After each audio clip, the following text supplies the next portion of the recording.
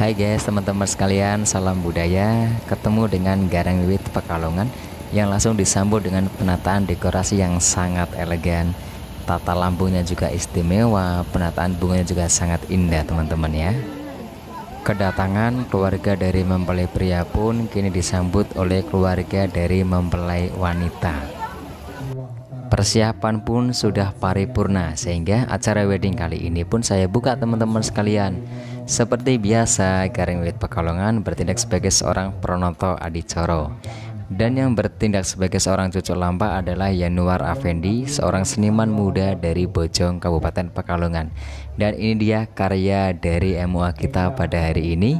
Ada siapa lagi kalau bukan Iin Majid Wedding Official yang punya galeri ada di Rembun, Siwalan, Kabupaten Pekalongan. Teman-teman tentunya sudah tidak asing bukan dengan Iin Majid Wedding Official, ya itu adalah salah satu MUA yang sudah sangat melalang buana di wilayah Pantura teman-teman sekalian ya.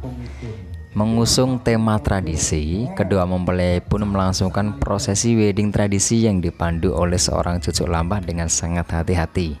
Ini mempelai wanitanya itu ada Kak Nurbaidah dan mempelai prianya ini ada Kak Ahmad. Kedua mempelai pun mengikuti instruksi dari sang cucuk lampah.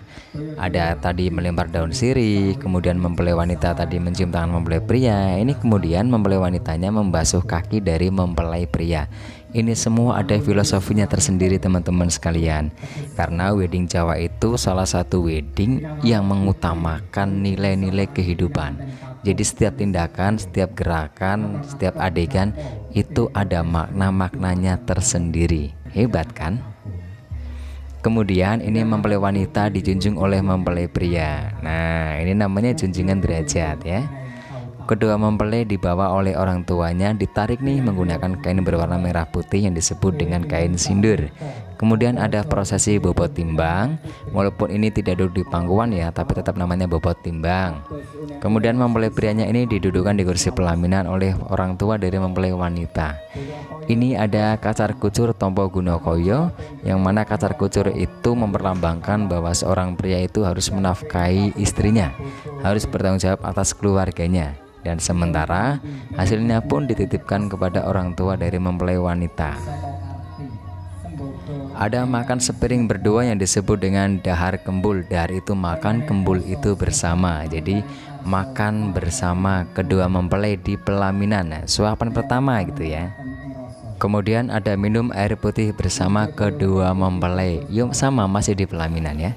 Selanjutnya ini ada prosesi sungkeman pengantin, yang mana kedua mempelai ini duduk bersimpuh di hadapan kedua orang tua atau wakil dari orang tuanya ya. Kedua mempelai ini tidak boleh memakai sandal teman-teman, harus dilepas sandalnya. Dan selesai sungkem kepada orang tua mempelai wanita, kini keduanya pun akan beranjak untuk menuju ke depan atau hadapan orang tua mempelai pria. Ini menandakan bahwa kedua pengantin ini sudah menganggap kedua orang tua itu sebagai orang tuanya sendiri ya.